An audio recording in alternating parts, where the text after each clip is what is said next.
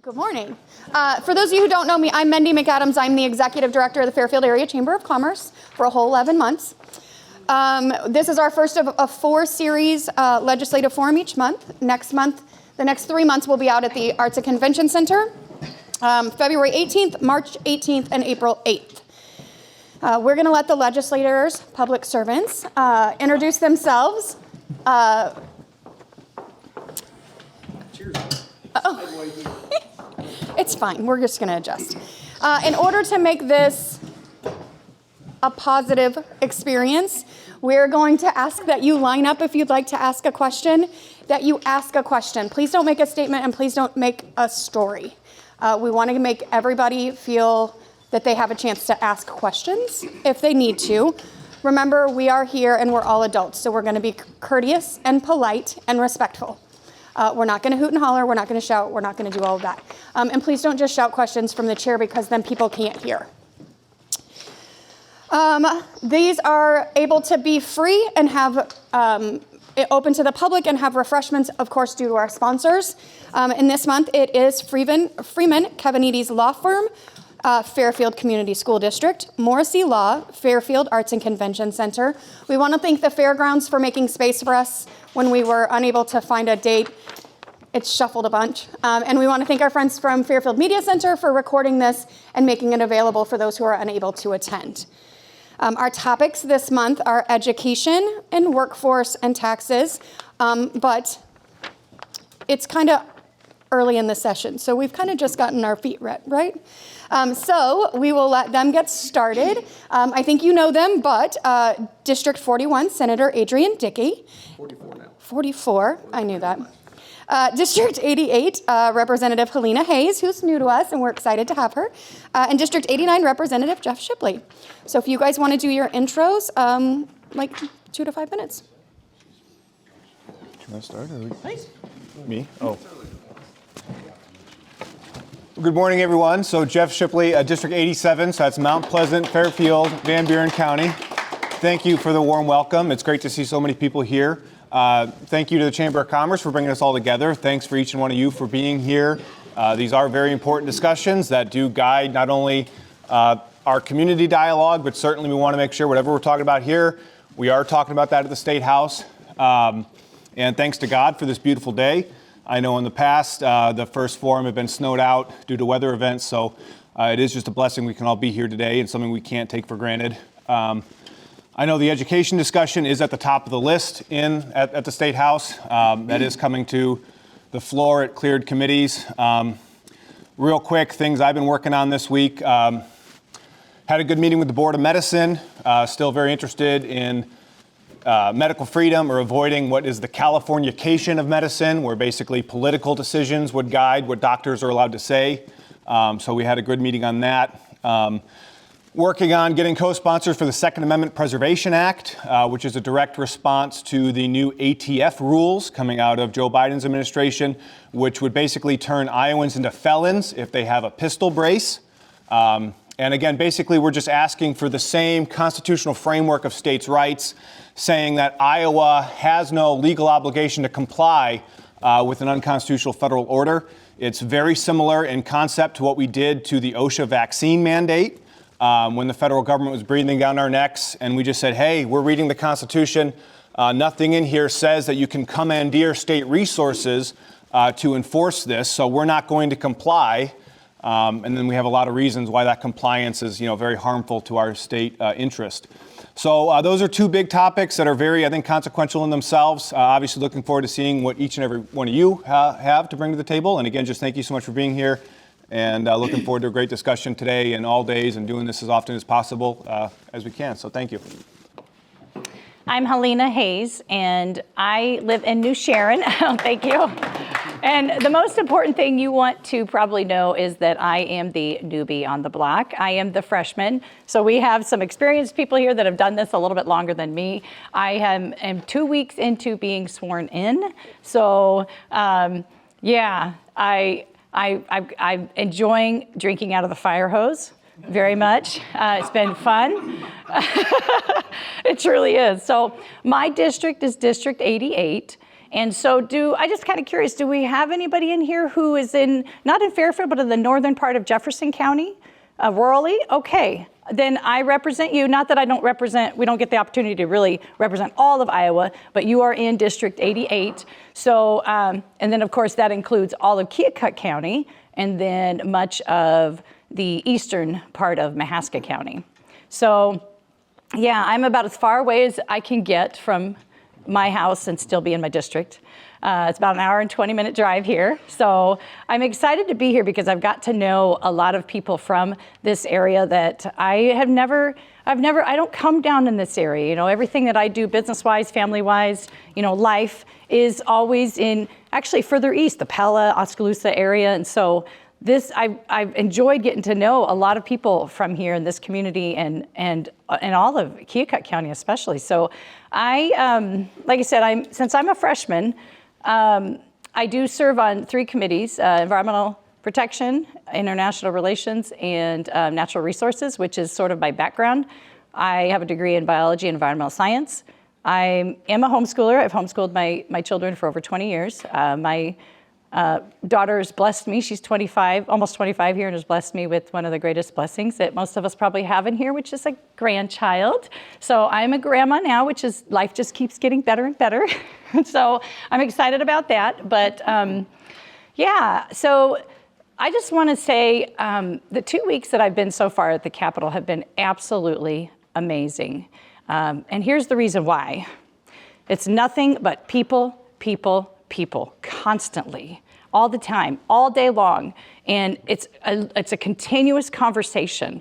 And I love that. And I appreciate just hearing and being heard and that opportunity for all of us. And so if you haven't been to the Capitol yet, I hope you all have.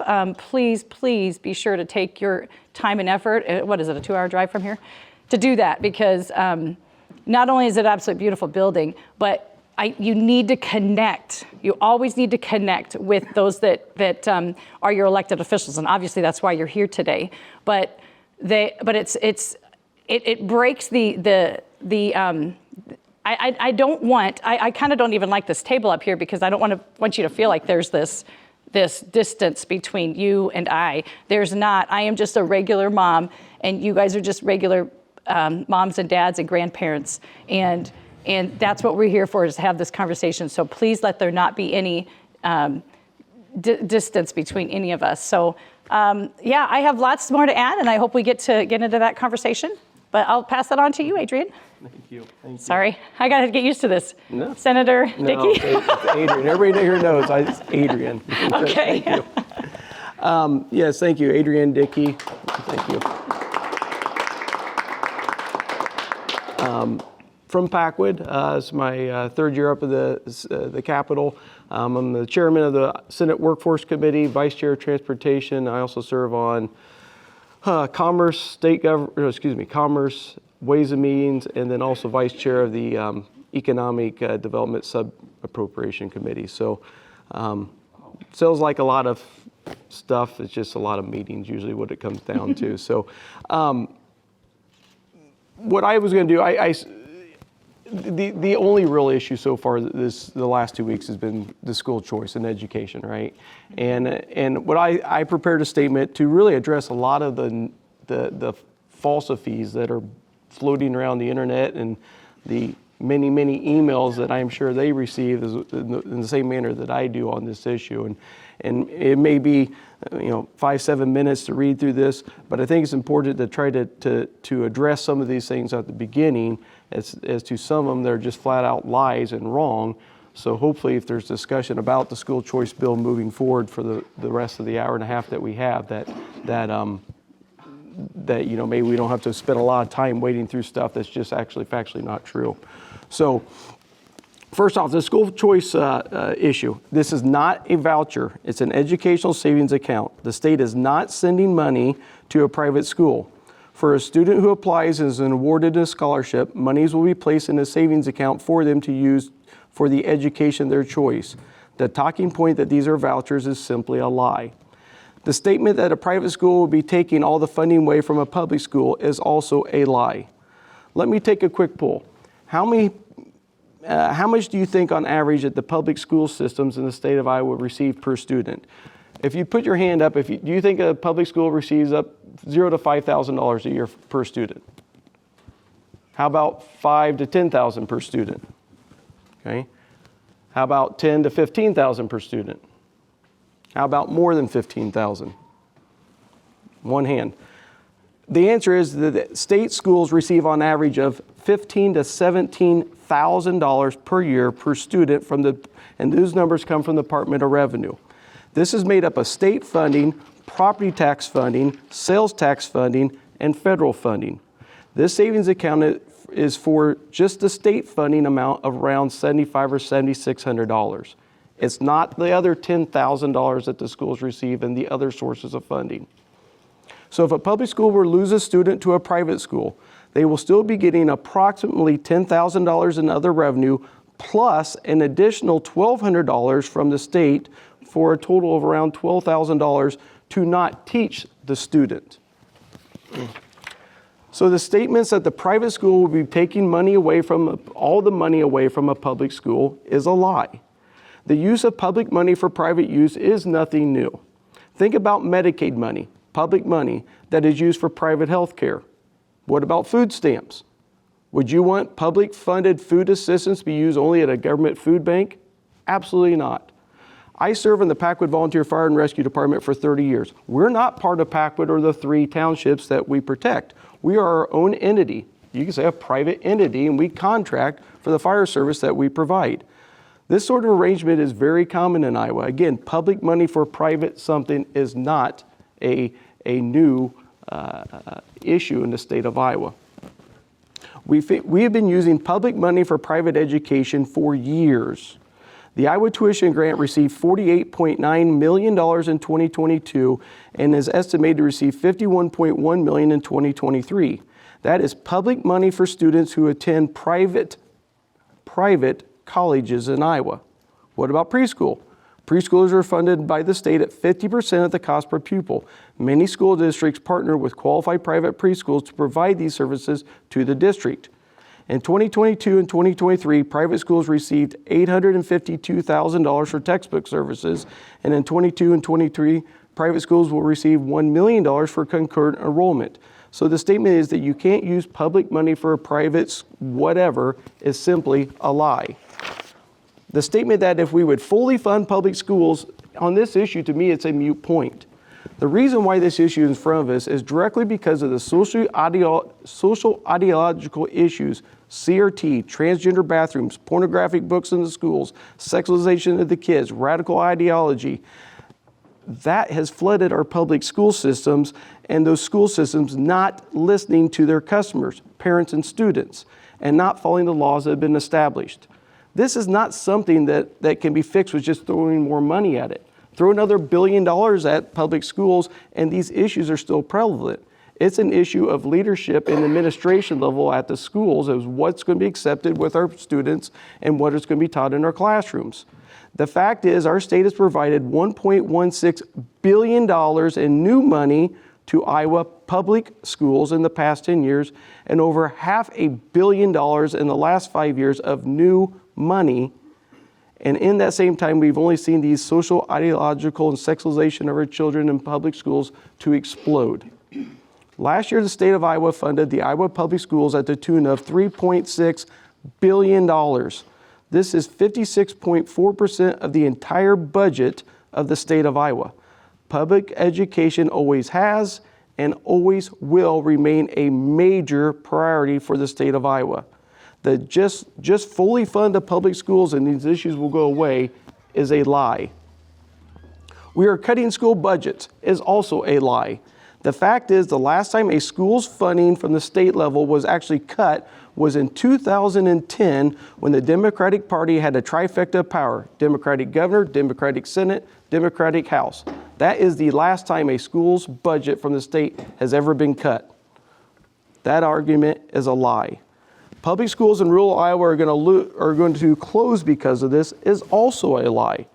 If the school is listening to its customers, following the law, teaching reading, writing, and arithmetic, and not transgender information, critical race theory, pornographic books in our schools, having drag shows in our schools, sexualization of our kids. If you don't do those things, you're not going to close because you're not going to have that widespread issue. Parents do not want to pull their kids from schools. And the biggest issue as to why schools in the 5 counties that I represent will not be hurt with this bill, if they're listening to their customers, is because there's no private schools in the area to go to. And I've never seen a list of private schools looking to come and build structures in these 5 counties. MSAE is at capacity. I've called there. They don't have room for new students. There's a waiting list from what I've been told. There are no other accredited private schools to lose these students to. The fact is there's 126 students at MSAE already. The Fairfield Community School District is getting approximately $8,000 to $10,000 in sales tax, property tax, federal money for those students. And with this bill, the Fairfield Community School District will be getting another $1,200 that they're currently not getting for the students that are going to MSAE. $1,200 in new money times 126 students, and this bill will bring Fairfield Community School District $151,200 in new money. The fact that rural schools will close their doors because of this bill is simply a lie. You can't use public money for religious purposes is also a lie. Has anyone ever used Medicare or Medicaid money to go to a hospital, Mercy Hospital, St. Luke's Hospital, Covenant Hospital, Methodist Hospital? So the argument you can't use taxpayer money for a religious-based whatever is a lie. The statement that you're only helping the wealthy families with this bill, that might be the dumbest damn statement I've heard in all the arguments against this. Why? Because wealthy families already have the means to send their children to the private schools if they desire. Look at the polling. This is all polling. This is a double-blind study and I've gone through the questions. They weren't loaded questions. It was double-blind, meaning this is about as neutral of a polling as you could get on this issue. It's on educational scholarship accounts. That's what this is, ESAs. In the state of Iowa, this was all done in the state of Iowa. Parents on average, not parents, Iowans agree with ESAs at 67%. When you look at small and rural communities, 63% favor ESAs. When you look at households under $40,000, they're the highest polling group of people. 72% of families earning under $40,000 believe in ESAs. This isn't helping or just to help the wealthy. The polling shows that families believe and support this as a choice, as an option for them. So with the statement that you're only helping wealthy families is intended to imply that I'm somehow economically racist. However, if you really make that statement, you're the one that has the racist statement to be made. That statement again is simply a lie. A school must be an accredited school for the scholarship to be awarded. An accredited school means that there are testing, reporting, guidelines, etc. they must follow. They must follow the accountability standards specified in Iowa Code 256.11. Here's 37 pages of that code if anybody wants to read it. So for a school to receive this scholarship, a private school to receive this scholarship, they have to follow accreditation, a process. They have to go through testing and reporting, okay? It's not just give them some money and the kids are gonna go do this all damn day. That's not the point. Again, we sit up here, anybody that supports this, anybody that's in the legislature wants great things for our students in Iowa, right? However that education comes about. I can't imagine anybody in this room, anybody elected that wants to waste money. We already spend $3.6 billion a year in education in Iowa. I can't imagine we want to spend more and waste it, getting less of a result. The statement that private schools do not have to accept special education students is correct. However, most private schools in Iowa currently have nearly the same percentage of students that require special education services because these services are administered from the AEA to private schools and public schools. The percentage of special education students in both private and public is essentially the same. The fact is they don't have to accept special education students, but they do. And the fact is that the average public school will receive $10,000 more in base money for the special education student from the property tax and sales taxes than the private school. In addition, the private school receives an additional $12,916 to $28,416 in funding for every student that has an IEP to assist in teaching that special needs student. So a public school that's teaching a special education student isn't doing it for the same dollar as a regular student. There's a lot of additional money to help with those costs. And if a paraeducator is needed for that student, the school district can bill Medicaid for the cost of the paraeducator. So for the people that, the last statement is the people that send me threatening emails, because we're all getting them. I'm a voter and you need to listen to me and do what we want. Well, let me tell you the facts. The vast majority of the people that I talk to who contact me, email me, call me, etc., are drastically in favor of this bill. Governor Reynolds ran last year on this being her number one issue, and she made no quiet about it. And she won in a landslide. The statistics here completely favor it. Again, the statistics favoring ESAs, Democrats, 64% favor them. 71% Republicans favor them. Independents, 63% favor them. The black community, 84% of the black community favor ESAs. 77% Hispanic, 65% white. Iowans support ESAs. That doesn't mean they don't support their public schools, but for some students, a different choice is needed. And this may be the solution for that. So if you really want me to listen to the people who elected me and you're against school choice, you're probably not going to like the result, because the people are very supportive, overwhelmingly supportive of this. The last statement, the statement that the school choice is being financed by some out-of-state group, that's an absolute lie. Do you know where school choice started? It started in the 1970s by a man named Howard Fuller, who was affiliated with the Black Panthers in downtown Detroit. I'm pretty certain that that's not a relationship with the Republican Party. But that's where school choice started, because he saw the public schools around him were completely a mess and failing, and he thought that his children needed a different solution. Here are the last facts I want to present to you on this. I don't love everything in this bill. I don't. I am not a public school hater or a private school lover. My children went to Pekin Community School District just as I did, just as my parents did, and I love the Pekin Community School District. I would not support legislation that hurts the schools in my district if they're doing the things they're supposed to be doing and listening to the customers. If I thought this honestly was going to hurt the school districts in my area, I would not support it. But when you look at the fact that there's very, very few, almost no private schools in the area, if I didn't vote for this, I think a lot of you would be upset with me from the funding standpoint. Look at Fairfield, $151,200 of new money they will be taking in for the students that are currently at MSAE. Anyway, with that being said, if anybody would like to ask questions today, I'd like to ask you to do two things when you ask your question. One, state whether you've read the actual bill or not. Because of all the people I've spoken to so far, I think I've spoken to two that's actually read the bill. And ask questions about the bill. And tell me what you don't like about the bill and what you do like about the bill. And then we can work on that. That's the legislation that's in front of us.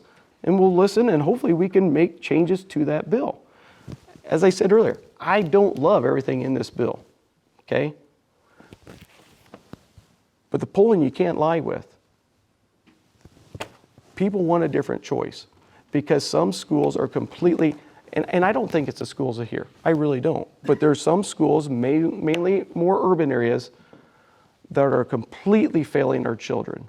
And it's not right for those parents, especially at a lower economic level, that don't have the ability to send their child to a private school that a wealthier family does, because they have that option.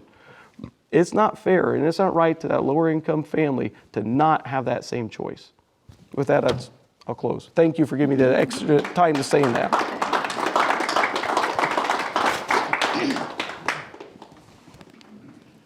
If anybody else wants to ask a question, feel free to line up, and we will stop promptly at 9.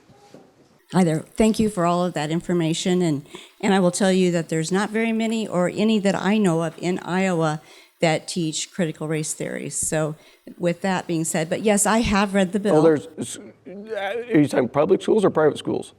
Public. Oh, absolutely wrong. Absolutely wrong. Pull up Simon Conway's podcast from last May. They had 5 schools bragging about how they're teaching it and getting around it because they just call it something else. 5 schools, superintendents and curriculum directors that are bragging that, oh, we just call it something else. Or we put it in a different class and the parents don't know. It's happening. Look at last night on Fox News. They had a big episode on it, on schools in Ohio bragging again about teaching critical race theory. We just call it something different.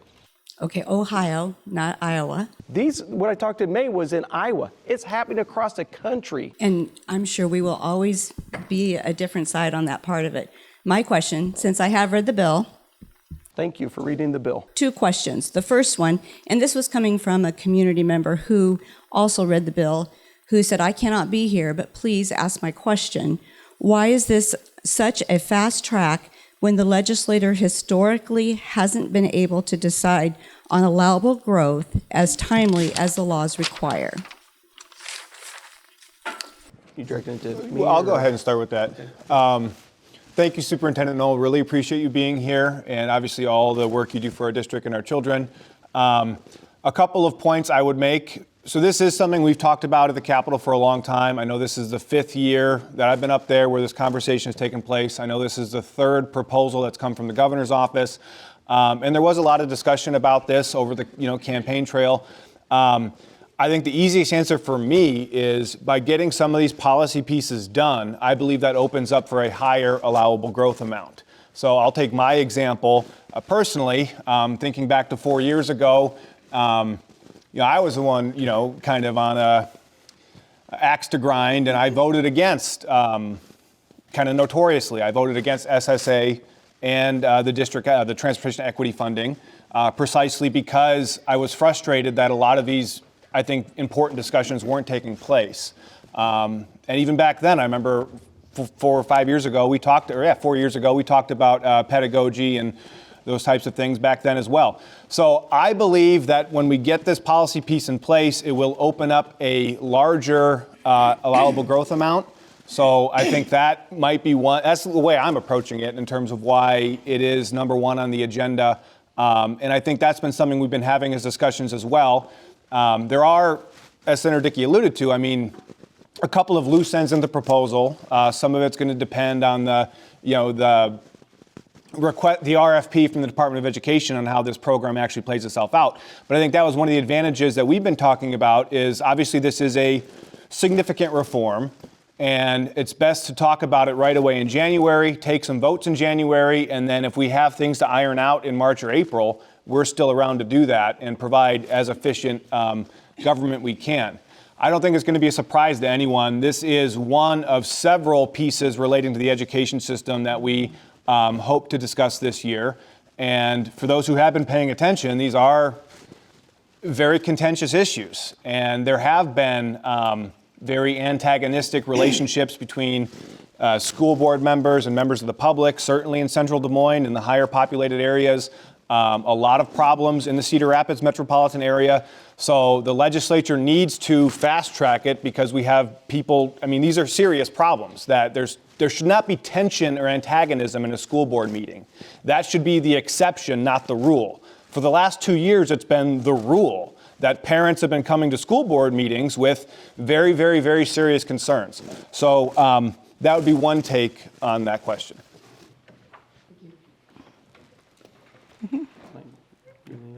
Yeah, I just want to add, as I'm listening to you and all of you, when you say serious problems, it almost looks like, that we acknowledge that parents are coming to us.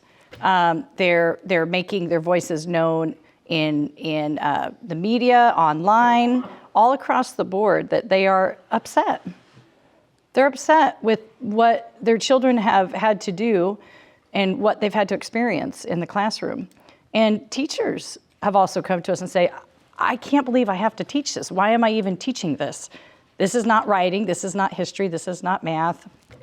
So, but it doesn't just allow, the school choice allows an opportunity to not just for parents, it's not just a way out, like they just want to avoid it, so they want out the door. What we're doing in the legislature this year is addressing those serious problems that you mentioned in lots of different ways. And some of them are brought up in the bill in the sense of the categoricals, in the opening up of funds, the ability, providing to the school districts more flexibility in what they already have in some of their funds. And so I've noticed that a lot of people just think, well, you're not helping the schools because you're not actually addressing any of their problems. I want to reassure you, we are. There's many, many bills coming up that are addressing some of the issues that we're hearing from parents and from the schools themselves. So I'm really encouraged as the freshman on the table that both things are being addressed here. Those parents that have the concerns and they want opportunity, and those that love their public schools and they want to stay and they want to make it better. Both of those matter, and they matter to everybody up there. I've been so impressed with this. What you said, you're not just only public schools or only private schools. No, we are about the students, about the children, and making everything better for them and truly giving them all the opportunities. Because all of you are probably parents or grandparents in here, and one child is not like the others. You've got so many individual characteristics and learning things there that they are just all very individual, and one size just does not fit all. So I just wanted to add that. Go ahead. Clarifying point, you mentioned that the teachers said that they didn't want to teach what they were teaching. That's mandated by the state in Chapter 12. So on that part of it, what the teachers teach is in Iowa code. So we do teach those items. So that would have to be changed through code. So one example, and again, just to further express appreciation for your public service superintendent, I think it was about this time last year that there was a critical race issue that came up at the Fairfield school, and from everything I've gathered, you handled it very well. At least the school did. I don't know who did what, but this situation was resolved. Unfortunately, my understanding is the educator who was responsible for it still kind of threw a fit and left. And so that's why, as a part of this, we're taking a look at the teacher preparatory colleges and the education schools at the Board of Regents. So that's something I've been working on in my government oversight role, is we requested all the curriculum, syllabus, academic publishings from our Board of Regents institutions, and particularly taking a look at the counseling and the teacher psychology curriculum. But the actual point being is, so the school district in Ames had been the one that kind of started this problem, if you will, where they were, as soon as kids got back in school full time in February of 2021, the first lesson in the Black History Month was a Black Lives Matter week that including a trans-affirming portion for kindergarten, and that did lead to some educators voluntarily resigning over that. So that was above and beyond code. They actually formed a podcast around it, and they have some individuals who were involved at the Iowa State University and kind of really taking a deep dive on, how are we training educators? Why are educators coming to the profession where they view themselves as entitled to instilling a worldview on a kid rather than just merely educating them or teaching them to read. So I'd be happy, and again, I think that's why it is important. I want to make sure you're seeing everything I'm seeing and that I'm seeing everything you're seeing and vice versa. That is the type of communication and just relationship we have to figure out how to build. So anyway, just to add some more context and clarity on everything that's been going on. And again, thank you for being here. Right. And I know we could probably have this conversation for a long time. And I know there's a lot of people that also want to speak on that. I'd like to, Dr. Noel, I got a question for you. Do you fear the Fairfield Public School System is going to lose a rash of students over school choice? No, I actually am all right with school choice. Okay, so then my part is the accountability that goes along with it. And how are you going to come up with this extra funds that go along with it? There's only so much of the pie, and we know that it's tight on money. And you have other accountability that goes with this, with the extra vendors or that they have to put their money towards, and that's all laid out in the bill that talks about that. It says that the third-party vendors, multiple times, the cost of this third-party vendor, it's paid out of this ESA account. Where's that money coming from if we're so tight on everything? So you will appreciate then the 126 students that are MSE, Fairfield is going to get $1,200 for each one of those, correct? We It's work with them very closely. $151,000 new money to Fairfield Community School District. So if you're not fearful of losing students to another private school, this is a great thing for the Fairfield Community School District. I mean, I would think you'd be upset with me if I voted against it just on that reason. But to answer your question on the funding, and that's a very valid question, the funding of things. The funding for this program, when it's fully implemented, the funding that's going to take, let me back up a second. After our tax cuts last year, when we get our revenue projections, there's a increase of $350 million in new revenue that's on top of what our projections already were. Ongoing, not one time, ongoing revenue. That's the funding mechanism for this.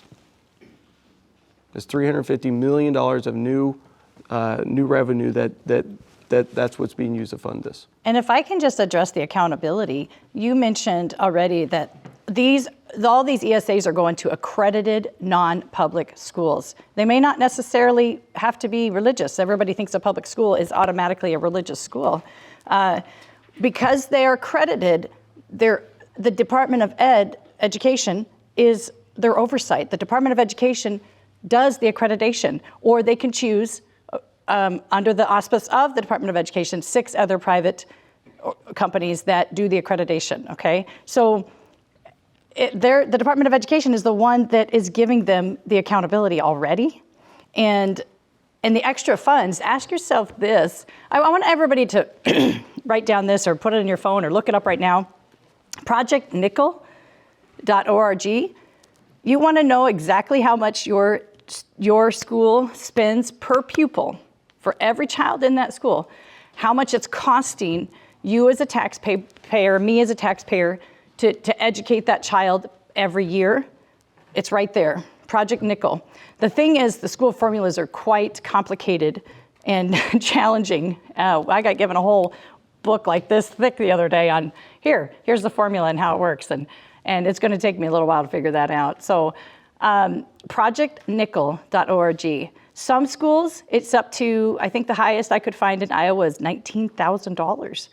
And in my area, it was $14,000. Oskaloosa, New Sharon. If a child is enrolled in an ESA program, do you know how much tuition is at most non-public accredited schools? Less than $7,000. So what that means is now it's costing taxpayers half the amount to educate those children.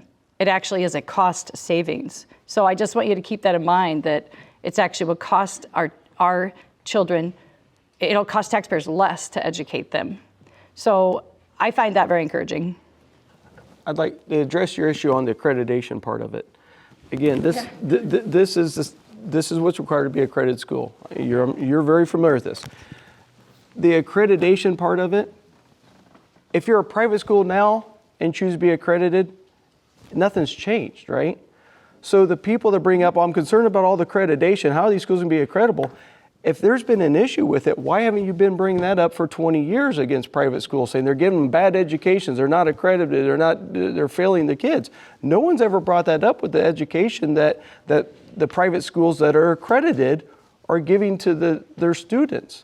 I mean, I've never in 3 years, I've never even heard that brought up to me about a concern that a private school that's accredited is doing a bad job with their education with their students. Never heard it. But also now it's like the hot topic point. What's changed in the last 2 weeks between the education that the accredited private schools gave before versus what they will be giving moving forward? It's because of the public funds that are going towards that is the change. I would think as an educator, if you thought that Des Moines Dowling or Pella Christian or Iowa State Regina was doing a crappy job educating their students, I would hope that a public administrator would be singing to the trees about it.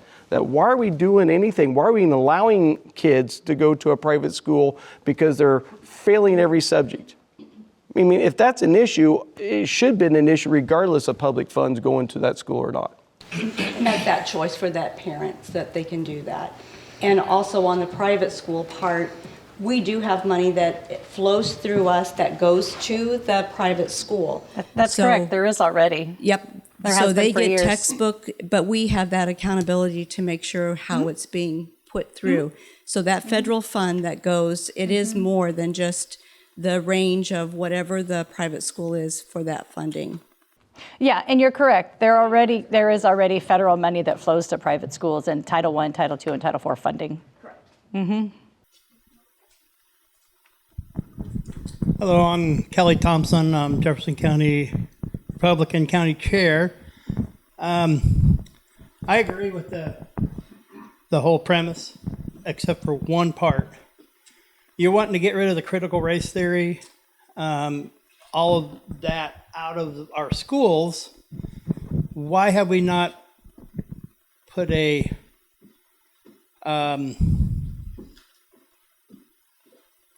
amount that would be charged to that person as a fine? And I'm not talking like $100, $200. I'm talking about a substantial fine that would fine each teacher and school, because you don't want it to go to all come out from the school. You want it to come out from the teacher so that they know not to teach it. So the question is about the enforcement of the critical race theory ban? Yeah, the enforcement, but putting a monetary value on that. So, again, I guess I appreciate the angle you're coming from. So House File 802 was passed in the spring of 2021. That outlined 10 various divisive concepts that were going to be not allowed in educational institutions.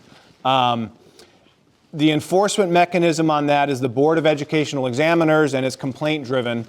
And it's correct that there's been a lot of grievances against the Board of Education Examiners for not properly investigating and adjudicating complaints, not just for critical race theory bans, but also for other very problematic activity, whether it's drug use or an inappropriate relationship with a student. That also came up as the Board of Education Examiners was not doing their job figuring that out. So that is also on the agenda, is looking at the Board of Education Examiners and teacher licensure to ensure that, and again, these are public employees that are protected by qualified immunity. So we really do need to make sure that the state of Iowa does have a very, very high standard of excellence on those who would have an educator's license in the state. I personally would be against imposing fines. I think restriction on licensure is sufficient. I think teachers do kind of have a gripe about not being paid enough. So I wouldn't personally want to do anything that would be seen as financially harming an educator. But the law is not very hard to obey by. It's very easy to comply if you read it. It clearly specifies that any discussion really is welcome and invited in the classroom. You kind of just have to make sure there's a question mark on the end of it. So if you wanted to present a very left-leaning or communist account of American history or something, if it's presented correctly in the classroom as a perspective and you're grading the student evenly based on their ability to write or rationalize a response, you're going to be in accordance with the law. The problem is when you say the family structure is white supremacy. You know, that's a problem when that's in the Ames Black Lives Matter week. It's a problem when you would say white people need to be taxed to pay for reparations for people of color, and you can only write a reason explaining why that's what you need to do. When it's a very one-sided indoctrination approach, and they're very, very divisive concepts that put people against each other. So it's not a very hard bill to abide by. And I think it's been acknowledged that it does need some work. I think the work we're going to do, Kelly, is probably looking at the Board of Education Examiners. And because there is a teacher workforce shortage, we want to make sure we have as many qualified professionals, and again, people that can demonstrate they're dedicated to uplifting the child as an individual, and that they don't have an agenda or an entitlement that, okay, it's my responsibility to force a particular way of thinking or a viewpoint on a child. That's what we're trying to avoid, is this, the educator who would enthusiastically conceal information from parents, right? Not the educator who, if a kid comes crying and says, please don't tell my parents, that's one thing. But the other thing is what we're seeing is the teachers who say, you can tell me anything and your secret's safe with me and I won't tell your parents. They're more enthusiastic about it. That's what we're really trying to, I don't think you should be licensed in the state of Iowa. I don't think you should be allowed to be in the classroom as an educator if your goal is to, force a political agenda on a child. So does that help answer the question at all? No. Okay, well, great. People get fined all the time for speeding. They know what they're doing, but a fine makes you stop doing it. Well, it's a strike on the licensure, so Yeah. we would take away your provincial credential. You're talking, you don't want to fine somebody because they're low paid, but they decide to do that knowing they're going to get fined. That's on them. So. Well, the other thing, so the enforcement is very complaint driven. Anyway, it's a good discussion, and we're definitely talking about how to improve that law.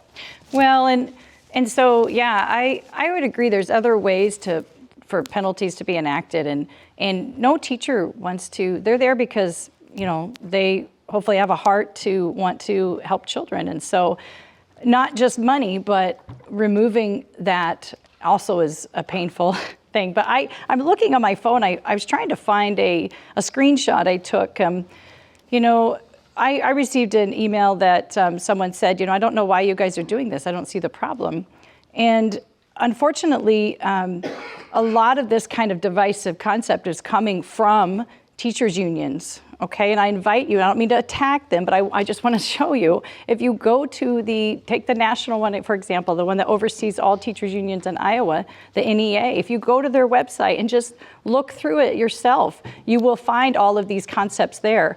The screenshot I had taken in particular used the words rich white kids, and how they didn't want resource officers in the school because they tended to favor the rich white kids over, the minority, and that's coming down from above. That, just look it up. It's there. I don't have to make that up. And so these are why there's a demand. There's a demand for school choice. And I know as I also teach private classes to homeschoolers and anybody that's interested, that to just put it all on the table. We have options. Put it all out there and let parents who are the sole caretakers of children, who love them the most, who are their greatest fan, and will always seek to do what's best for the child, put it all out there for them and let them pick and choose what they see as the best. And I just am amazed at the parents that are willing to make the sacrifices for their children. So anyway, let's talk some more. Next question. Good morning, legislators. If you don't know me, I am Connor Everett. I am the news director for KMCD Classic 96 here in Fairfield. And Senator Dickey, you mentioned earlier that there are some things within the bill that you guys don't really like. What exactly is that? I haven't really heard you guys touch on that. Good question. One of the major things I don't like about the bill, and it's really been in existence with schools before this bill came about.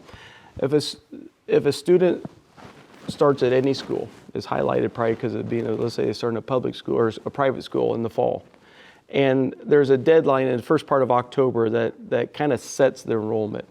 And let's say a student goes to a private school or a public school, right? And the funding goes to that school for the beginning of the school year. And when that October deadline's hit, it's essentially set. Let's say that student in November wants to transfer. That school's not a good fit for them. Maybe they start in a public school and want to transfer to a private school. Maybe they start in a public school and want to transfer to a different public school, right? Once that October deadline's hit, the student can transfer, but the money stays at the school they started. And so the receiving school is now educating that student essentially for free, okay? That's not just new now. That's been in place for a long time, and I think that definitely needs addressed. I would like to see that funding trigger every quarter, right? You can't do it to the day or the week, but maybe every quarter. I don't know if that's realistic. Probably it's going to be somewhere in the semester. Hopefully at semester, if the funding can change. On the other side, the school that started out with the student, I understand their side of it because they may have to contract, they're going to contract so many teachers, right, for their class side that year. And also they just can't get rid of 1/23 of a teacher because the one student's leaving. So it's a little complex, but that's one thing I was disappointed wasn't addressed. I think there's been discussions on how we can address that later this session. Another one I am really disappointed in is there is a major discrepancy between private schools and public schools when it comes to athletics. There is no comparison, and I have been incredibly vocal in the Capitol about it. I spent, I don't know how many, I bet I spent 40 hours last year compelling statistics when you look at football, volleyball, boys basketball, girls basketball, baseball, and softball, the sports that traditionally most private and public schools have, okay? When you look in the last 5 or 6 years at those sports, 7% of the schools that participate in those sports are private. 23% of the schools that qualify for the playoffs are private, and 29% of the schools that qualify for the Final Four, per se, are private. Okay? That's 4 times. The disparity there is, you can't even argue it. Okay? That's wrong. And that needs to get addressed. Now, there's various ways to address it. Some talk about make the private schools have their own class size. Okay, I see pluses, I see minuses with that. I have a couple different proposals on it. But that needs addressed, and I was really disappointed it did not get addressed in this bill. I am very, very hopeful that it will get addressed later this session. Those are 2 things. I don't want to take everybody's time, but there's a few things in there that I was disappointed in. Anybody else? I know one of the complaints is, the Department of Education is responsible for this RFP. I know some legislators are a little bit uncomfortable with that. I have just some unanswered questions about how some of the language actually operates, because there is language in there about providing non-public schools maximum freedom. But then also, we do have a lot of applicable state and federal laws. So it's just going to be interesting, to see what potential challenges there may be. And I think, at least in my district, the people that are most kind of not necessarily begging. I think everyone's kind of got their feet underneath them now. But, restricting it to non-public schools does exclude a lot of people who would be really, really interested in this sort of thing. I know there are 2 maybe I consider them micro schools in the Fairfield community that I think maybe we're K through 3. I think their enrollment is maybe, I think less than 40 at the one, less than 20 at the other. And so they're not going to benefit from this, and the accreditation standard is relatively rigorous, and it takes a lot of time, and is expensive, and it has a very comprehensive in-site visit. But that being said, going down this trail and reading 256, I think there is a lot of room to revise and update that whole section of code that's kind of governing this. I think it was written in the early 2000s and the 1980s, so it definitely, I think, is ripe for a fresh look, given everything we know now.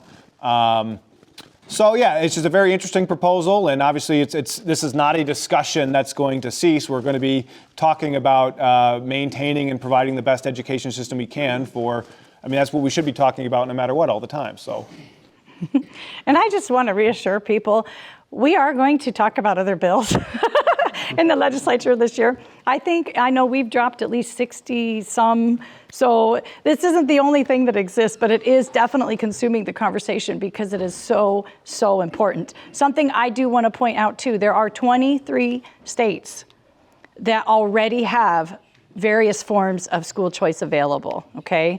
Arizona and Florida being the most significant. They, as a matter of fact, Arizona has a universal across the board, every child qualifies for school choice. And so this isn't new across the nation. I know you said it is sort of new sounding in Iowa, but not across the nation. And there are plenty of studies over the last several decades that show Student achievement has actually risen when they're given the opportunity, and amazingly enough, student per pupil funding in the public schools actually rises up to 12%, 1 to 12%, and I'd be glad to show you where you can find those studies.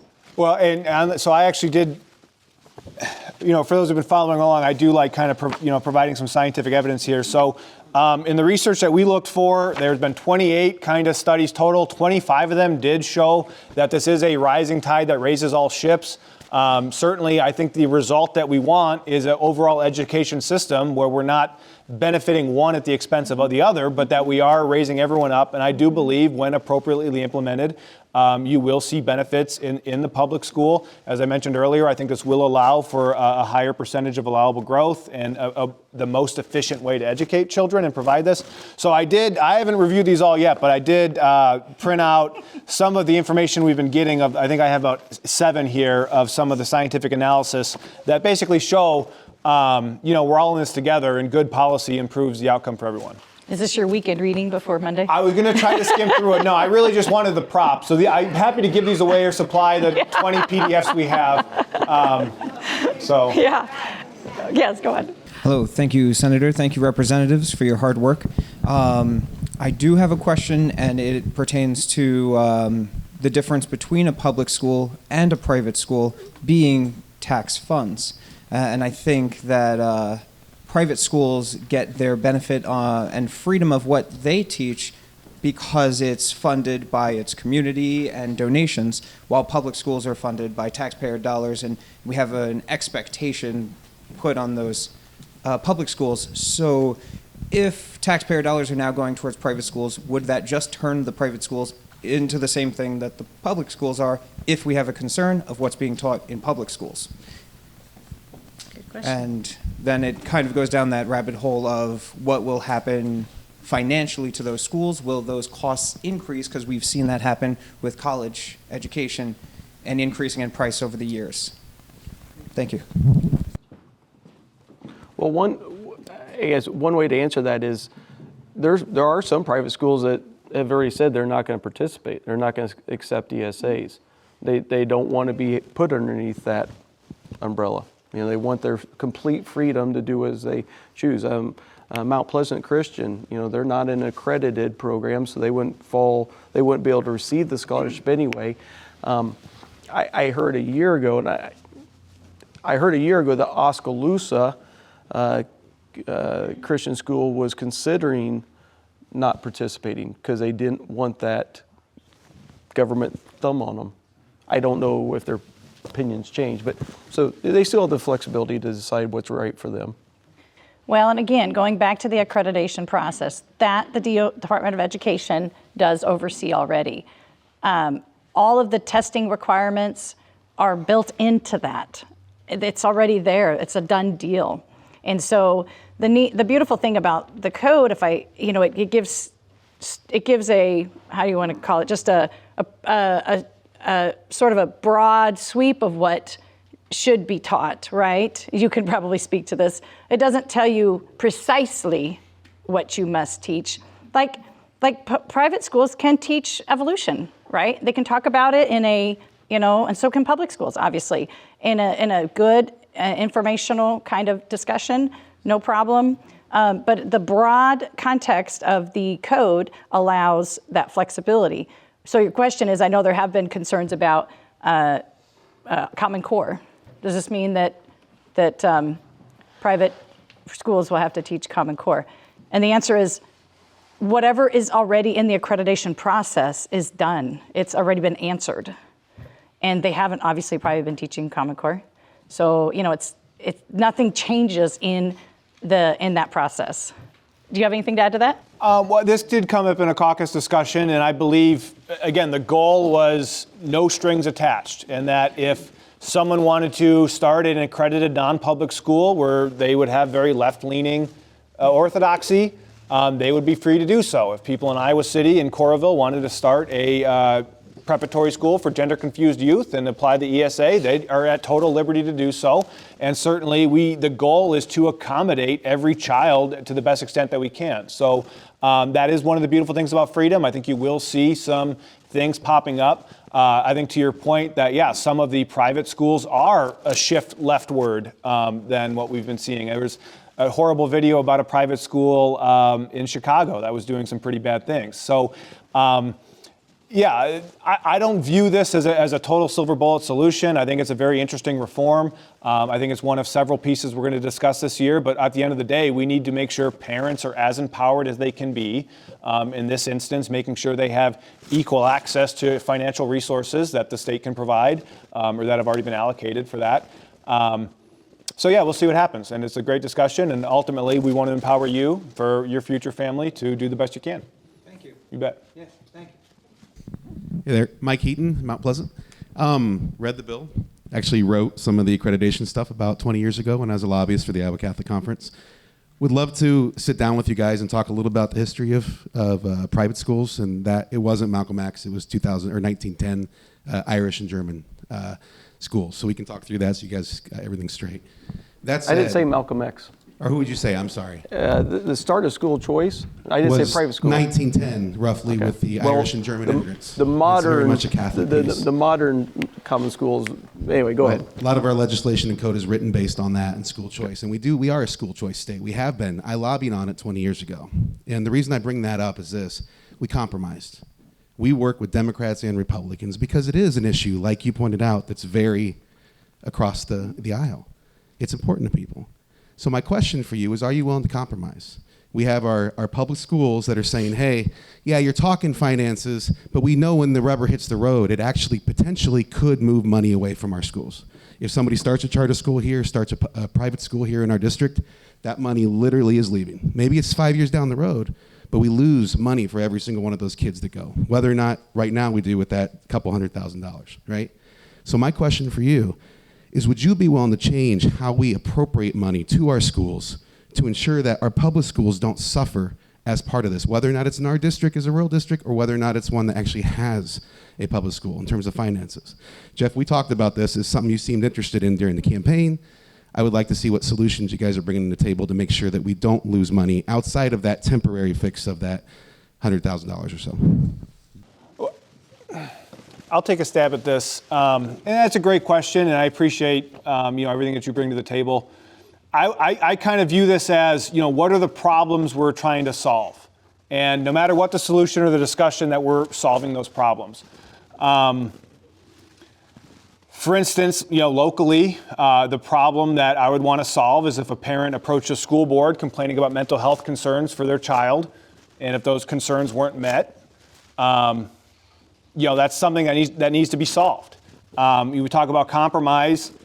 What is the compromise position on trans-affirming curriculum in grade school? So I think, again, I'm happy to compromise and discuss as long as we can kind of get a basic agreement of the problem. And the problem is a lot of falling proficiency, what we've known for a long time. Kids, again, suffering in reading and writing. So in the Des Moines public schools, where they did everything they could to create obstacles and barriers to children learning, I'm not so interested in compromising with them because I think we're so far on the other side of the equation that there's not really any common ground. Going back to a point Helena made earlier, we look at the Chicago Teachers Union when they said opening up schools is white supremacy. I know there's teacher union advocates in Iowa that believe the same thing. They're just not dumb enough to say it out loud. So when they come at it from that kind of perspective, if there's common ground, if we can agree on the problem, if we can agree that there are things that are happening in the school district that are assisting the formation of mental illness. As an example, I have a friend whose child is getting bullied. This is in central Iowa, and so they want to transfer to the elementary school. They say, yeah, we can change the school, but we'll need an anxiety diagnosis, right? Why do we need to put a mental health diagnosis on a child in order to get them to a learning environment that's best suited for them? So those are kind of the problems I'm trying to solve. Again, we talk a lot about IEP and special needs kids. when a lot of the school choice programs were pioneered across the nation, they initially started out with kids who had special needs, developmental issues that weren't getting the accommodation that they could from the school district. Now, and a lot of times the school district is the best place for them. But my example that I heard early on in 2019 was a family in Cedar Rapids, an autism diagnosis that was made worse by particular foods in the diet. And the teacher said flat out, I'm not going to police, what an artificial food dye is. I'm not going to not feed your kid Jolly Ranchers. I can't accommodate this. So the school district was refusing to help the autistic kid. And the parent had no other place they could go. So those are the problems I'm trying to solve. And I would love to work with you to solve those problems. And to the extent that we have agreement, absolutely. We need to find compromise positions that can work the best for everyone. Before the next answer, my question was specifically about funding, especially in our district, not everywhere else. So If you can answer on that front, I'd really appreciate it, because I think that's what we want to know. I will say, when you look at the map of Iowa, we're mostly rural. Most of the people in the Capitol, representatives and senators, are rural. And I don't know of a single one that wants their rural school systems to fail. Not one. I spoke a little bit ago about the equality in sports and how there's such a disparity between private and public. And the example I used up there, it was actually on Thursday in our Senate caucus, was, people in urban areas don't get that connection. We don't want Packwood doesn't have a bar, doesn't have a restaurant, doesn't have a theater. What do we have? We have Friday night sports. You have dinner as a hot dog and a bag of popcorn, and you watch the basketball team or the football team. That's our identity. That's our community, right? Okay. I think, I don't know of anyone in the Capitol that has a different view of that that's from rural Iowa, okay? So if I start to see rural schools failing for no fault of their own, then absolutely, because that's not any desire that I have. However, if they're failing because they're not listening to their customers and doing things that their customers are asking, Ankeny just comes to mind. They had a drag show during school last year. I have zero sympathy for Ankeny if they're going to lose customers or lose funding because of this choices like that. If the school is not doing, if the school's doing the things that they're supposed to be doing, teaching what they're supposed to be teaching, not engaging in these social issues and listening to their customers, and are failing financially, absolutely, I'll take a look at that. Absolutely.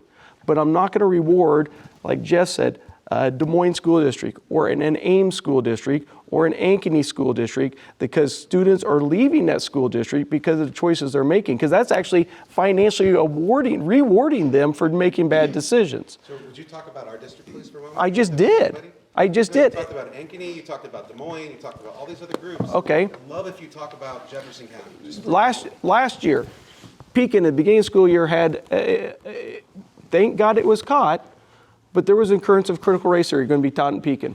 Going to be taught? Yes. Okay. And the parents found out about it, and the school board flipped, and there's a new superintendent, new principal in our school right now. Okay? Thank God.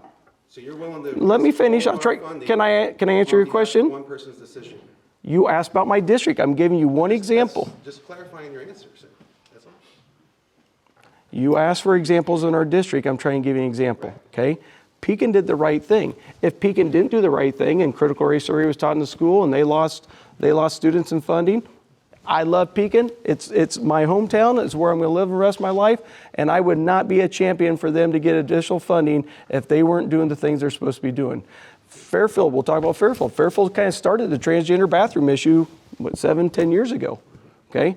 That was one of the best things that happened to the Pekin Community School District. I think that next year, 24 kids open-enrolled to Pekin over that. I'm sure Cardinal Van Buren saw some enrollment changes as well from that. I would not go and fund Fairfield, make up funding for losses they had if it was doing something like that, because they weren't listening to their students, their customers. As a parent who knows a lot of LGBTQ plus families whose kids do need bathrooms like that, you're willing to risk funding for our entire school system based on your opinion about LGBT plus issues? That's what I'm hearing you say. And you're Okay, most no, definitely we're not gonna listening to we're gonna parents. stop. This is not productive. That's good. I'm good. Thank you and for your answer. I apologize, but that's not productive. All right. That could have been really productive, but. Sorry. There's literally like 15 minutes left. Yeah. Good morning. I'm Derek Phillips. I'm the superintendent at Pekin. This is my first year, so thank you. So one, I do want to say the super nachos are my choice for a Friday night game at Packwood, but They're pretty good. my question's more about I try to think long term as a You superintendent. have a lot of dinners up at that school. Don't I you? do. I do. I'm starting to. Yeah, I have a lot of dinners there. But my things about or my question, I guess, with the governor's proposal, this bill is estimated at her estimation around 900 million over 4 years. With the historic tax cuts, I've seen anywhere from 1.4 to 1.8 billion dollars over long term. So my concern or my question is the long term effect. What would be the plan to ensure that my school, Pekin, any rural schools are still going to be adequately public funded with the lack of revenue that would be coming in with the historic tax cuts and the cost of this bill? Sure. I mentioned it earlier, though. The funding on this bill, the new ongoing revenue projections after our tax cuts, after the tax cuts go effect, is $350 million a year. New ongoing, not one-time money, but ongoing, and that's where the funding is for that. I think there are plenty of states that don't even have an income tax, and I think there's schools are just as well funded. Obviously, education, Supreme Court's ruled, is basically a constitutional right at this point. So anything, if the state of Iowa was found to be diminishing access to public education, we'd be in pretty big legal trouble. But no, it's just really adjusting that state cost per pupil piece. And again, in areas like these where there's not a whole lot of non-public schools, I think most people will be relatively unaffected. And again, now as we're ironing out some of these policies, I'm hopeful we can get a 3 or a 4% SSA. Talking about the long-term financial picture, I'm actually very concerned when talking to various institutions. So, for example, the Mount Pleasant Prison of 40% increase in food year after year.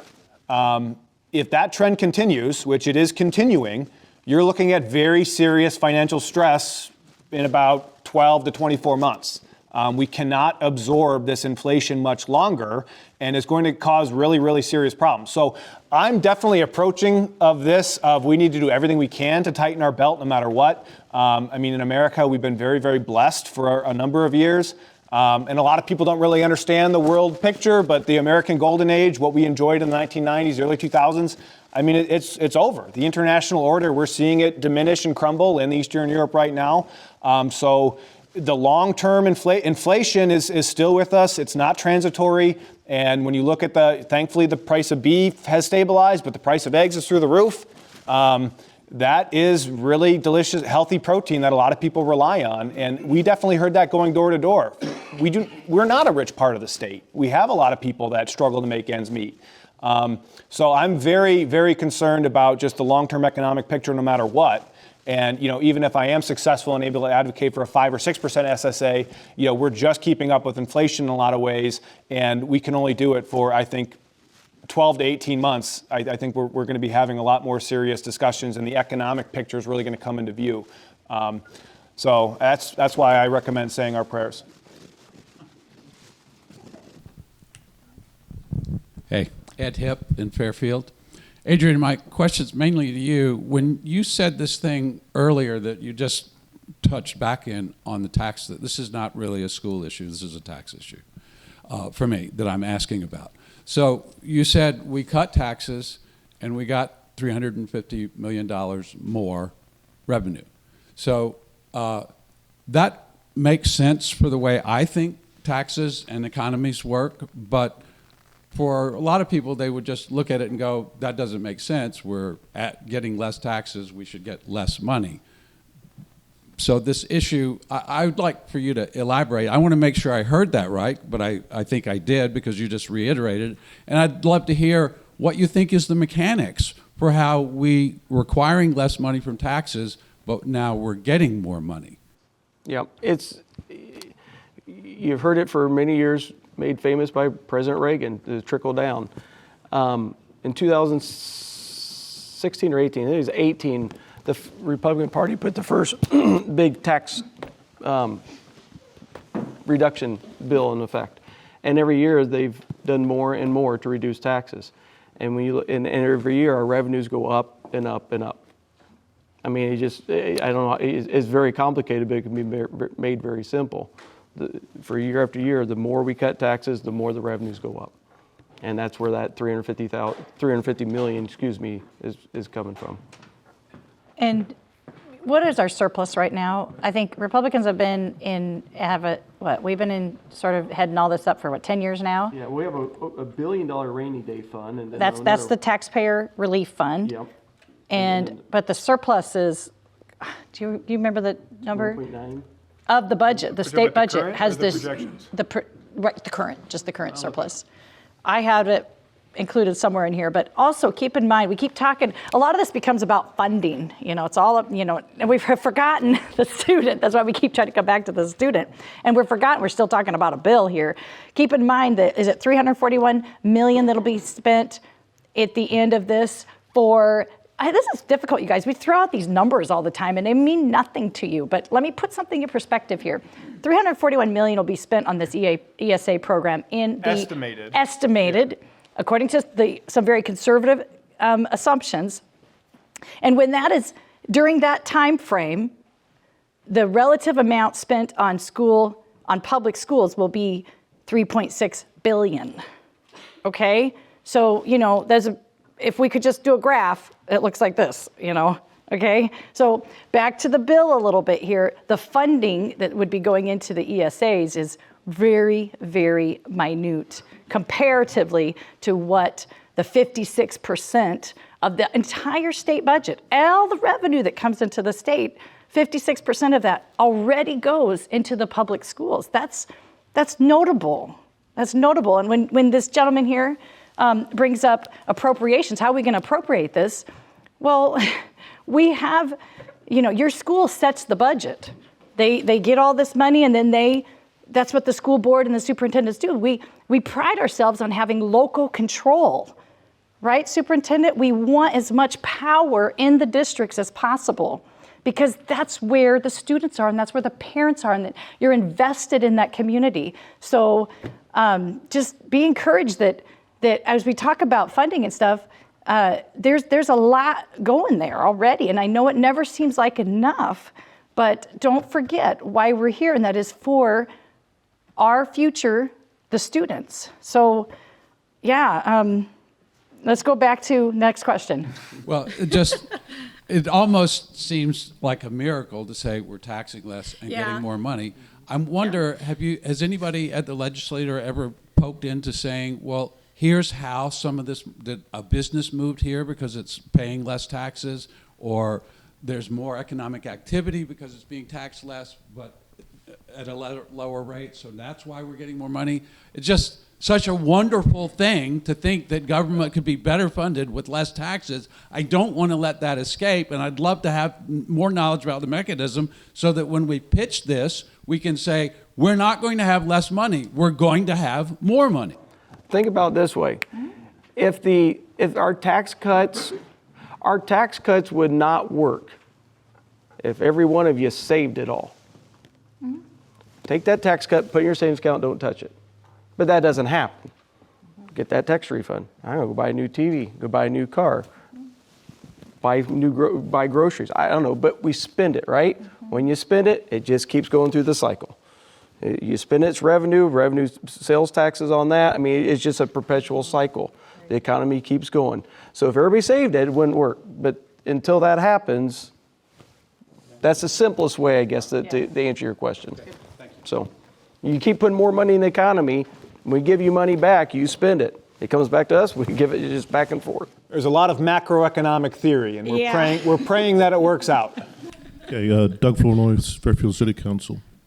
I have a radical suggestion to make. I'd like you to consider it and want to hear your views on it. If you look around Fairfield, there are a lot of homes here that need a new coat of paint. And there are a lot of people who will not make improvements on their homes because they don't want to incur the higher tax that would be imposed on them because of higher valuation. So right now, I would like to suggest to you that if we could give a city or a school district, whomever has taxing authority, the option, so not to remove the current system of taxation, but this option to make a choice between two systems of taxation, where in the new system you would shift the tax burden onto the land and off of the house. So that when people wanted to make an improvement on their home, they could do so, improve the quality of their living experience, improve the quality of their life, and not incur a higher tax, because the tax would be on the land and not on the dwelling. So I'd like to have your input on that. Well, we do have a property tax proposal, I know on the House side. I assume it's going on in the Senate. And I think that is one of the problems we're trying to solve, is just basically that tax rate is harming people and preventing good activity and growth. So yeah, I did have an email from the city administrator, and it's a little bit farther down the road. I basically said let's meet in February and talk about it, because I expect this bill to be hammered out in March and April. But yeah, absolutely. I think it's pretty wide open in terms of just providing solutions to this perceived problem. So I think your input is going to be very well taken.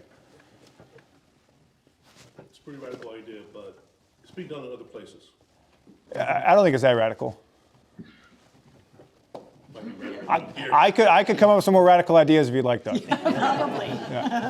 I just agree with Jeff. I mean, property taxes, you look in the last several years, income tax, we've really hit on taxes. Property taxes on the list this year, and it's probably going to get really a hard look. And I would be shocked if we don't do something substantial when it comes to property taxes. So, yeah, I mean, there you are. So I was looking around for you. I mean, lots of ideas are being bounced around on how to help that for addressing the issues you're talking about.